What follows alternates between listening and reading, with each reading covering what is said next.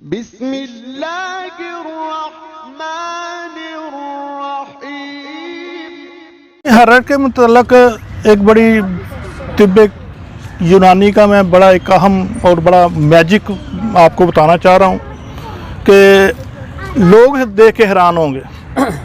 फिर तो ज़रूर बताएं जी। हर्रर एक ले लें, अच्छी सी भारी सी काबली हर्रर ले लें, और एक तुम्मा लें ताज़ा। उसके अंदर आपने सुराख करना है, वो हर्रर उसके अंदर रख के वो जो गोदा निकला वो उसके साथ बंद कर देना उसको किसी रोशनदान में, जहाँ पे धूप पड़ती रहे, ज़्यादा तेज़ नहीं, नॉर्मल सी धूप पड़ती रहे, वहाँ पे आप इसको रख दें 2-3 दिन। जब समझें कि इसका पानी खुश्क हो गया तो वो हर्रर निकाल के दूसरे तुम्बे में आप इसी तरीके से रखेंगे। इस तरह 40 तुम्बों का आपने पानी पिलाना है इसको। ठीक है। अब आपकी हर्रर तैयार है।